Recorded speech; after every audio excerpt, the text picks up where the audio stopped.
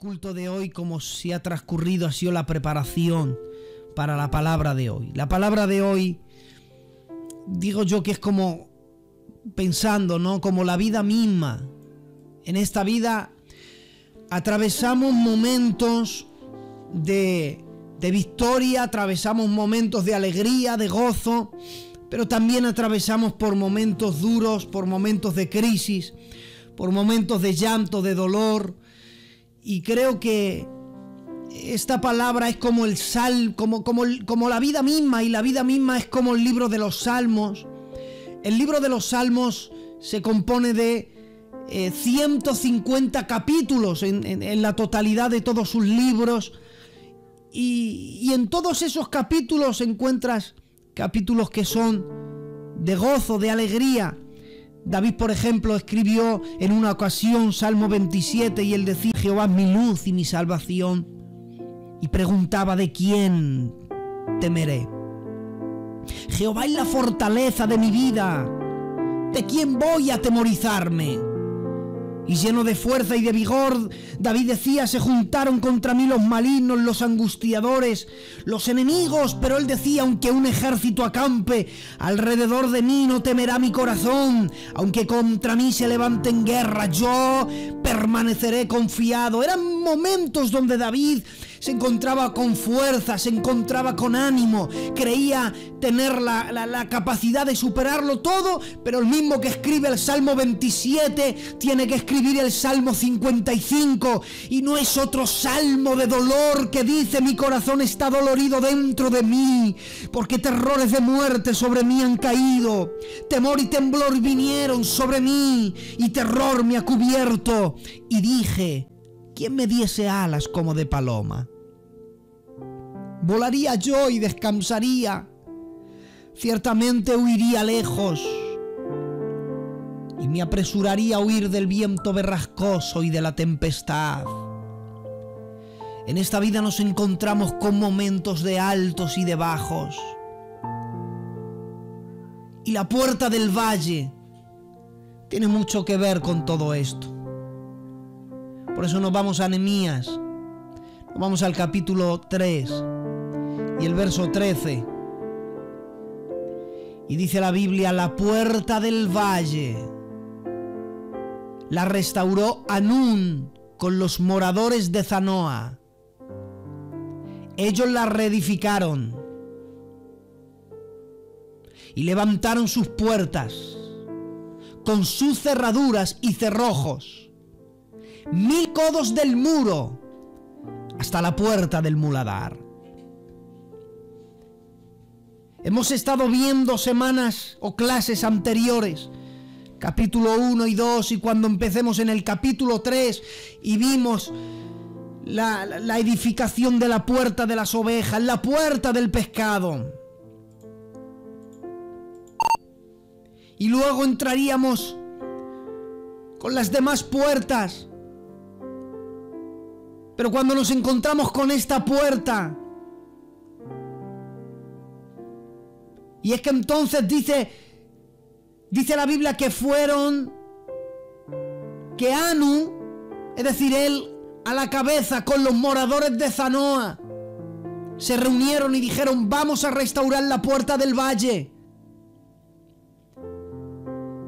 ¿Y sabes por qué llamaban así a esa puerta? La llamaban la puerta del valle por el lugar donde estaba ubicada esa puerta. Porque si ustedes cogen, y esto lo pueden ver por internet, y ponen Jerusalén en tiempos de Nehemías, van a ver a Jerusalén rodeada de un muro, y alrededor, que son muros y murallas, había puertas, y eran puertas que rodeaban, eran entradas diferentes, que podías entrar por distintos lugares de Jerusalén. Jerusalén ahora no, pero en su diseño principal estaba rodeado de muros. Por eso es que en el milenio volverá ese diseño. Por eso es que hay una oración en Salmos: orad por la paz de Jerusalén, y decid: la paz sea ¿dónde? Sea dentro de tus muros, oh Jerusalén. porque el diseño original era que Jerusalén tuviera muros. Y ahora es lo que está haciendo Nehemías, con todos los que están dispuestos, levantando los muros, restaurando las puertas. Y llamaban a la puerta del valle, porque da la casualidad que esta puerta se encontraba en un valle, y para ser más concreto, y no es casualidad, se encontraba frente al valle del Cedrón. Y esto es muy importante, el valle del Cedrón. ¿Sabes lo que significa Cedrón? Cedrón significa oscuridad. Es que el valle del Cedrón era un lugar oscuro. Y por la noche, sobre todo por la noche, y más en el tiempo que no había luces eléctricas, solamente tenían quizá alguna antorcha, la luz de las estrellas, pero aún así, Cedrón era un valle oscuro. Pero es que aparte de ser un valle oscuro, es que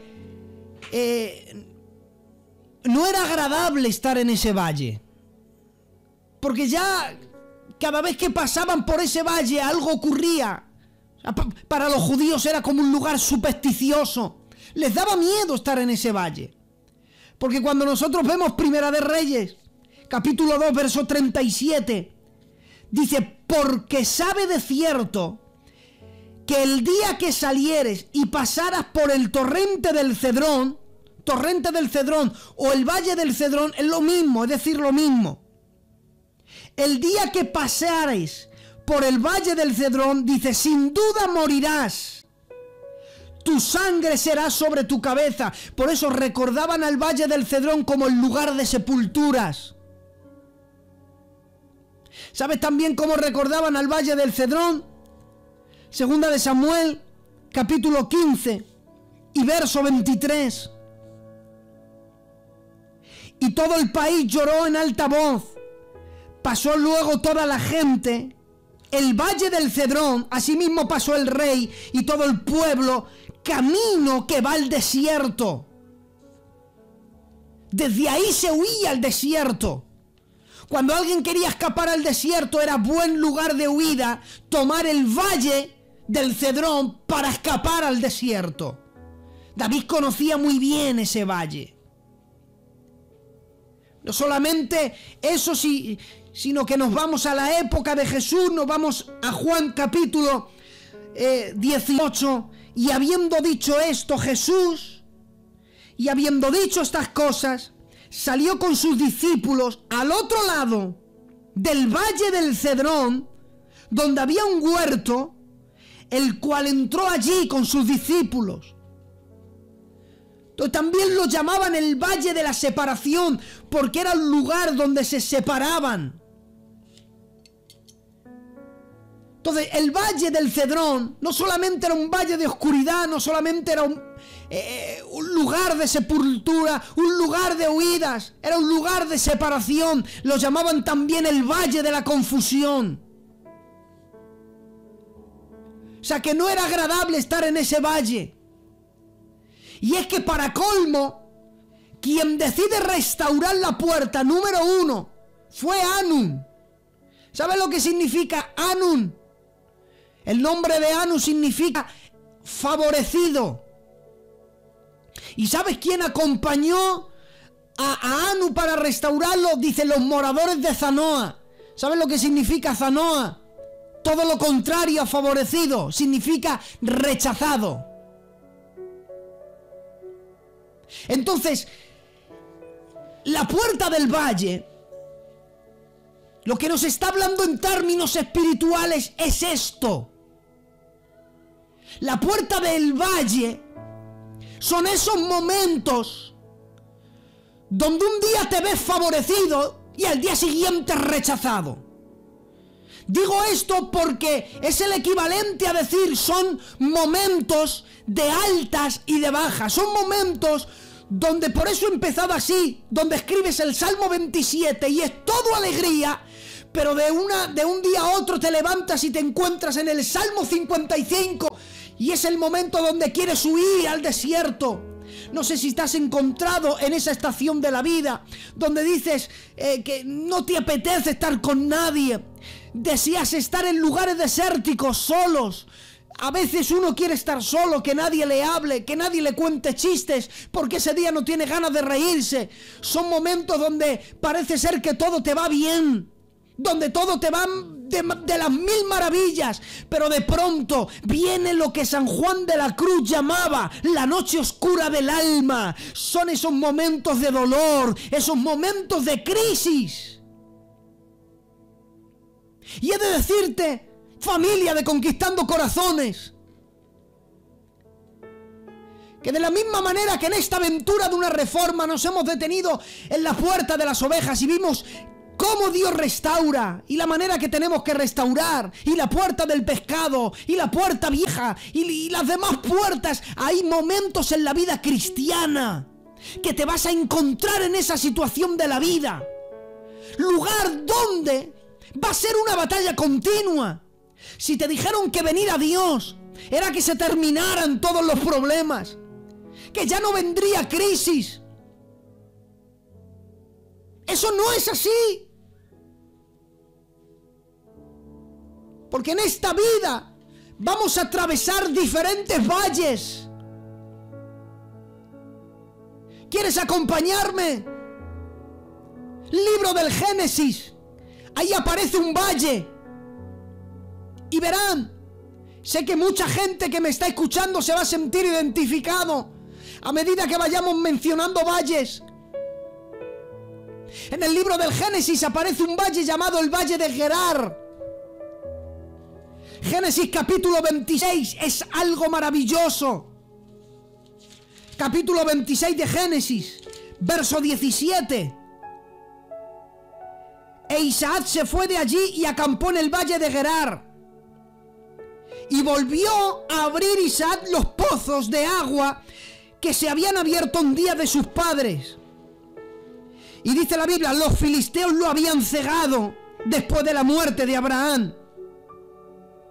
Y los llamó los nombres que su padre le había llamado a esos pozos. Verán, dice la Biblia, pero cuando los siervos de Isaac cavaron en el valle, hallaron allí pozos de aguas vivas.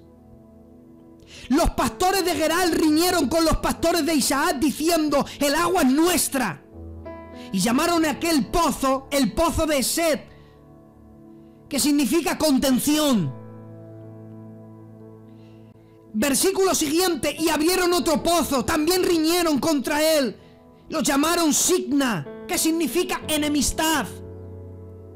Pero verso 22, se apartó de allí, abrió otro pozo, y no riñeron sobre él. Y lo llamó Rehobot, porque dijo, ahora Jehová nos ha prosperado y nos va a fructificar en esta tierra. Quiero que se imaginen la situación en la que se encontró Isaac. Quiero que me confirmen si se oye bien todo, por favor. Es muy importante que escuchen esto. Quiero que se imaginen a Isaac, la crisis que pasó durante días. Él llega a un lugar donde ya nadie trabaja los pozos. Y tener allí un pozo en un valle era algo muy importante. Y ve que nadie trabaja y él decide abrir los pozos que su padre Abraham había abierto. Por herencia le pertenecían, pero se lo habían quitado. Pero él lo abre y cuando se enteran que hay agua viva, vienen los enemigos y se quedan con el pozo. Y entonces le dicen a Isaac y a los pastores, este pozo es mío, y se lo quitan. Fíjate el alto y bajo. En un valle desértico llega él y encuentra agua, vienen los enemigos y se lo quitan. Imaginaros qué choque de sentimientos para Isaac. Y Isaac dice, bueno, no nos vamos a conformar, vamos a aguantar, hay que seguir adelante. Y siguen adelante, abren otro pozo y brotan agua, llegan los enemigos y también se lo quitan. El Valle del Gerar son esos momentos de la vida donde por la sencilla razón de que Dios te bendiga, la gente te hace la vida imposible. Oh, créanme que yo estoy sintiendo a Dios esta noche. No es otra cosa que esa estación de la vida, la puerta del valle. Es como vivir en el valle del Gerat, donde por el hecho de que Dios ha depositado un sueño en ti, dice la Biblia, sus hermanos conspiraron para matarlo. ¿Qué culpa tiene José de que Dios tenga un propósito con él? ¿Acaso pidió José la túnica de colores que Jacob, su padre, le hizo para él? No, él no la pidió. Pero cuando Jacob vio en él algo diferente, el padre vio entre sus hijos que Dios podía seguir el plan con la vida de José. Y la diferencia, él no pidió ninguna túnica, pero la recibió del padre. No sé si me están entendiendo, yo sé que son gente muy madura. José no pidió una túnica de colores, el padre se la regaló. Y cuando Dios decide bendecir a alguien, y quizá con un don, con un talento, y no lo ha pedido, pero Dios lo ha bendecido, dice la Biblia, conspiraron sus hermanos para matarle.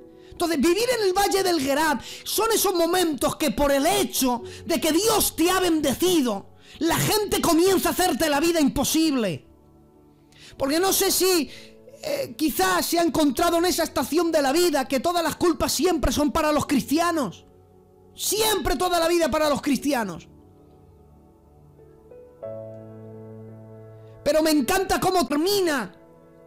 Y es que dice la Biblia que se quedaron con el pozo y fueron más adelante y abrió un pozo y salió el agua. Mira, me encanta, porque aunque le hubieran cerrado 500 pozos y le hubieran quitado 500 pozos de agua, cada vez que Isaac abriera un pozo, de ese pozo iba a salir agua.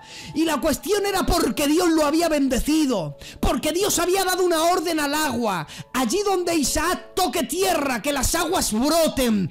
Si él ya no hubiera habido tierra y hubiera golpeado una roca, hubiera salido agua, hubiera hecho antes el milagro del agua de la peña. Porque ese es otro de los milagros. ¿Ustedes nunca han pensado en la peña que brotaba agua en el desierto?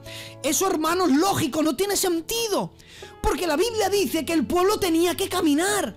De tiempo en tiempo, hermanos, tenían que levantar todas las tiendas, seguir a la nube, y donde la nube se detenía, ahí se tenían que detener. No podían estar en el mismo lugar. Pero es que resulta que el agua no dejaba de brotar en la roca. Entonces la roca era movible. ¿Y cómo es posible que una roca que se la lleven de un lugar a otro no deje de brotar agua? ¿De dónde salía el agua entonces?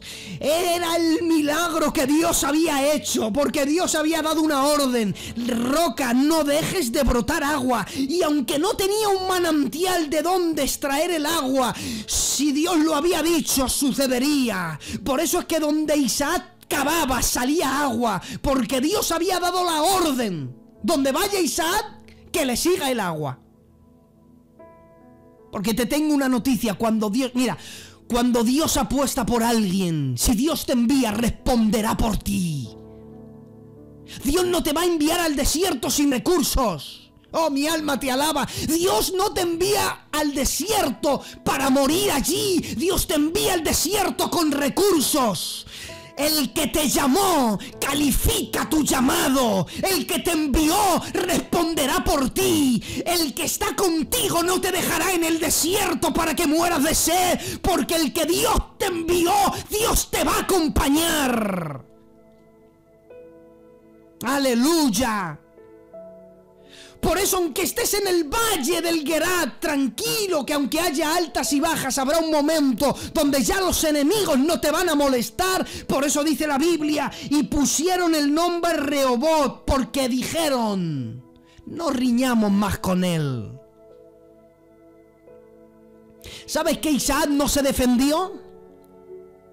Y como Isaac no se defendió, Dios dejó que los que le odiaban le hicieran la vida imposible.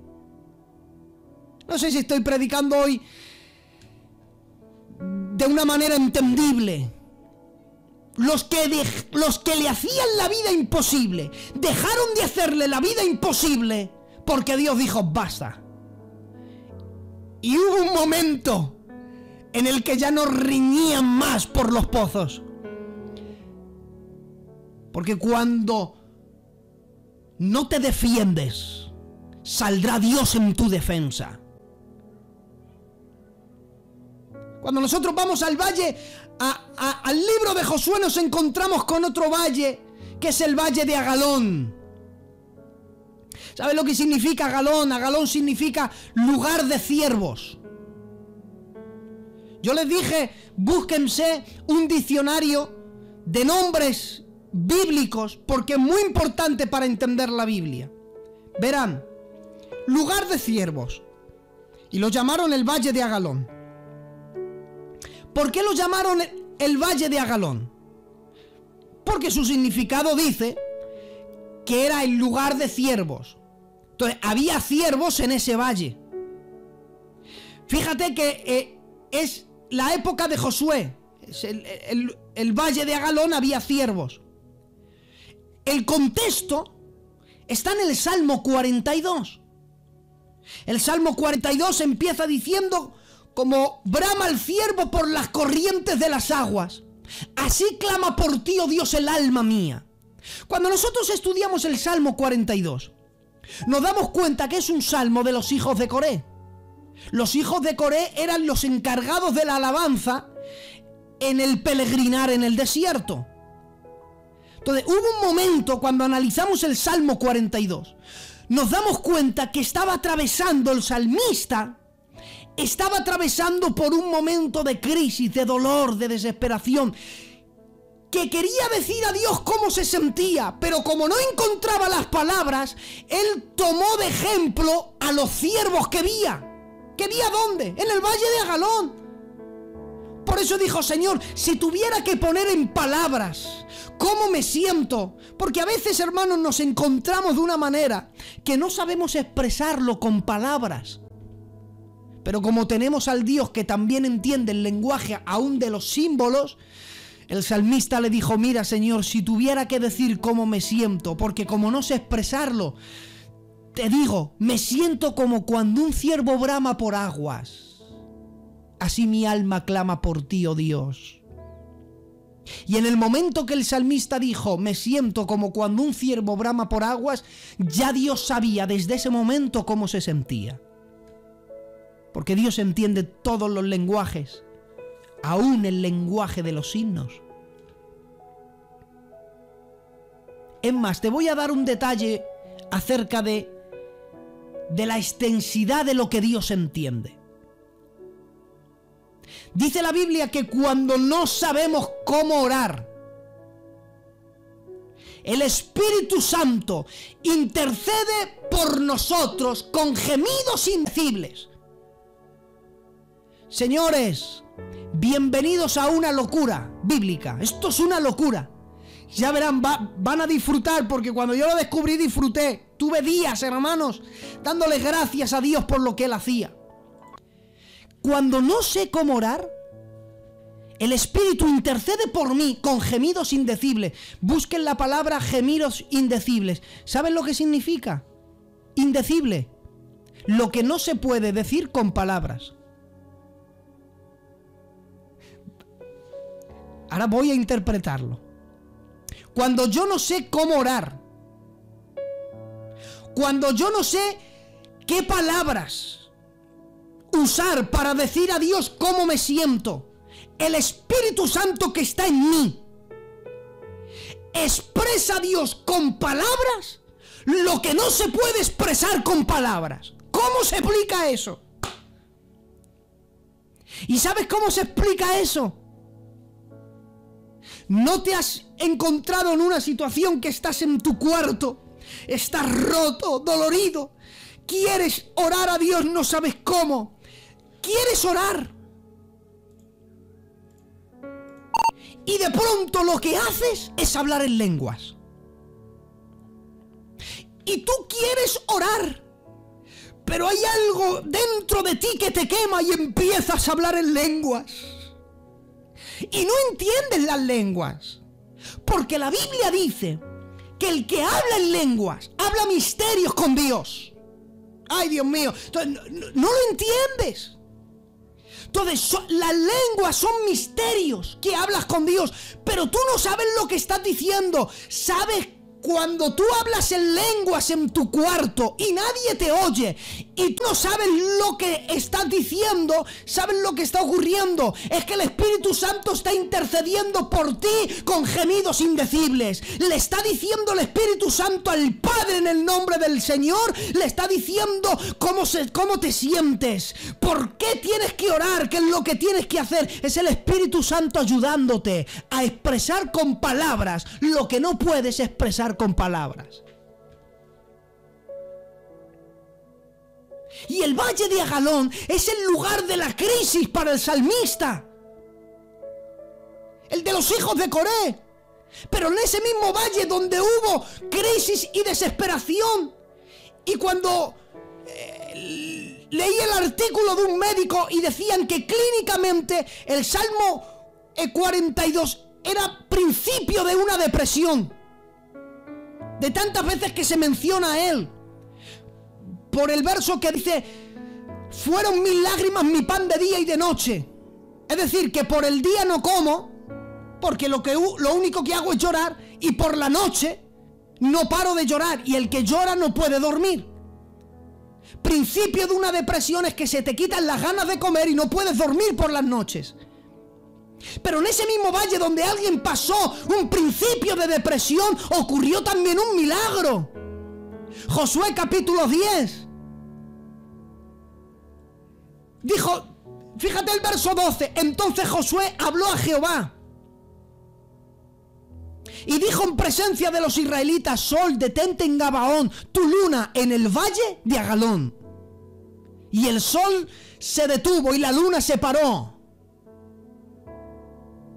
Fíjate el verso 14: no hubo un día como aquel, ni antes ni después, habiendo atendido Jehová la voz de un hombre, porque Jehová peleaba por Israel. En el valle donde alguien vivió un principio de depresión, luego otro viviría un milagro, que como ese día no hubo otro.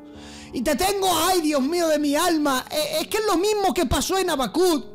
Habacuc vivió una desesperación terrible, que decía: ¿hasta cuándo, Señor, me vas a salvar y vas a dejar que vea tanta injusticia? Pero dice la Biblia que le dijo Dios: lo que voy a hacer en tus días, cuando lo cuenten no se lo van ni a creer.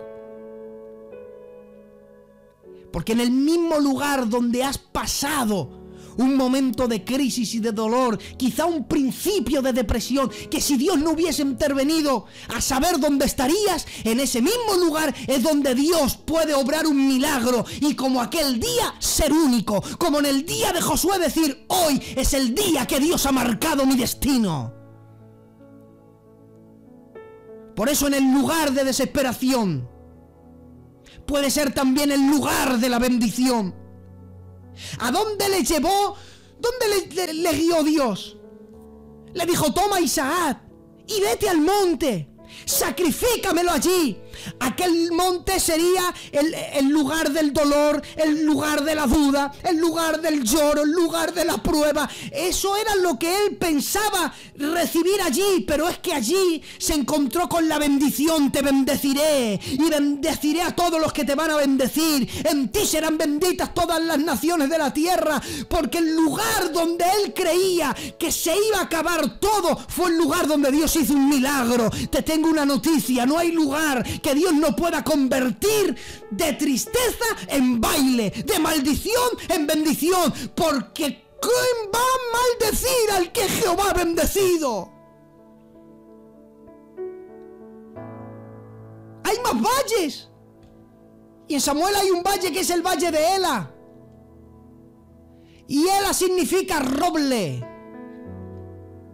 tiene que ver con el árbol. Es una madera muy difícil de romper. No es casualidad que en el valle de Ela era donde venía un guerrero difícil de vencer. Dice la Biblia también Saúl. Los hombres de Israel se juntaron y acamparon en el valle de Ela. y se pusieron en orden de batalla contra filisteos. Y salió entonces del campamento de los filisteos un paladín llamado Goliat. Y Goliat no era fácil de vencer. Es que el valle de Ela recuerda a un roble, a la madera que no es fácil de romper. Porque a veces te encontrarás con lugares que no son fáciles de atravesar, que te va a costar todo seguir adelante. Pero ¿cómo vas a tirar la toalla? Te encontrarás con momentos que te desafíen. La situación te diga, ya no sigas adelante. Y te lo recuerde días, porque la Biblia dice que Goliat salía y desafiaba a los escuadrones de Jehová. Y no salía y venga, y se olvidaba ya. No, es que repetía. Salía, los desafiaba, salía, los desafiaba. Y el valle de Ela es el lugar donde la situación te va a decir, decídete, termínalo, que no vas a poder vencer esto. Yo no sé si te has encontrado en esa situación de decir, de esta ya no salgo, porque no sé cómo salir. Y si tuviera Dios que hacer algo, yo no sé en qué se va a agarrar Dios para hacer un milagro. Ay, Dios mío, cuando yo leo Hebreos capítulo 11 y dice que por fe creemos que el universo fue hecho de lo que no se veía, yo me alegro. Oigan, el universo fue hecho, lo que ha sido hecho fue hecho de lo que no se veía. Es decir, que Dios no tuvo un modelo en que fijarse, Dios tuvo que diseñarlo todo desde origen. Dios no dijo, voy a hacer la tierra parecido a esto, voy a hacer al hombre parecido a lo otro, voy a hacer las estrellas. No, Dios no tuvo un modelo, todo ha salido de Él. Él es el único que ha diseñado todo desde origen. Él no necesita un modelo. En otras palabras, Él no necesita nada de donde agarrarse para hacer un milagro, porque donde no hay nada para hacer un milagro, Dios puede sacarlo todo, porque Él no ha imitado nada, Él lo ha inventado todo. Ay, gloria a Dios. Yo no sé si esto te trae a ti alegría, pero el lugar, el valle donde dice, párate, porque ya no tienes dónde agarrarte. A mí no me podéis vencer, soy un paladín, mido 3 metros y nadie ha podido vencerme. Tranquilo, que Dios va a enviar un David. Ay, Dios mío, Dios ha enviado a la raíz de David, que con una sola piedra derriba ese gigante que te hace la vida imposible. Oh, Dios viene hoy derribando ese problema que te hace la vida imposible. Y el lugar donde crees que se va a detener tu vida cristiana, ay, desde allí David, desde allí le lanzó Dios una plataforma donde todos le conocieron en Israel. Y el lugar donde crees que se va a detener tu vida cristiana, desde allí lo va a usar Dios como un trampolín para tu gloria. Ay, Dios mío. Y termino con esto que me encanta. Pero no todos los valles son malos. Y no todos los valles terminan en ruina. Porque hubo un valle en días de Josafat que se llamó el Valle de Baraca, que significa el lugar de bendición. Durante días Josafat y su ejército estuvieron recogiendo botín de guerra. Segunda de Crónicas, y termino. Capítulo 20, verso 26. Y al 4.º día se juntaron en el valle de Baraca, porque allí bendijeron a Jehová. Por esto lo llamaron el nombre de aquel lugar, el Valle de Baraca, hasta el día de hoy. Es el lugar de bendición. Durante 4 días recogiendo botín de guerra. Era el lugar de la bendición. Y puede que en tu peregrinar cristiano, en esa aventura de reforma, de arreglar tu vida, quizás te tengas que detener en la puerta del valle, que son circunstancias, si no iguales, similares, parecidas a todas las que hemos estado mencionando. Pero tranquilo, que Dios está con cada uno de nosotros. Si Dios no te ha abandonado, dice la Biblia, el que nos dio a su Hijo, ¿cómo no nos va a dar juntamente todas las cosas? Padre, te doy gracias en esta noche por permitirme, Señor, volver a retomar estas noches de gloria y de bendición. Gracias por hablarme a mí. Gracias porque sé que en medio de este valle de sombra y de muerte, sé que tú estás con nosotros. Y en eso descansamos, Señor.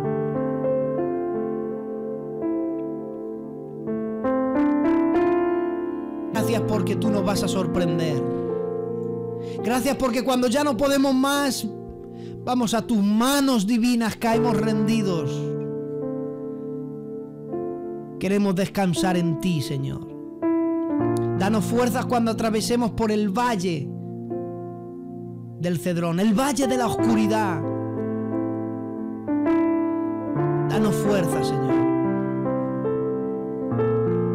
Y en ese momento de dolor y de crisis, restaura lo que tengas que restaurar, Señor.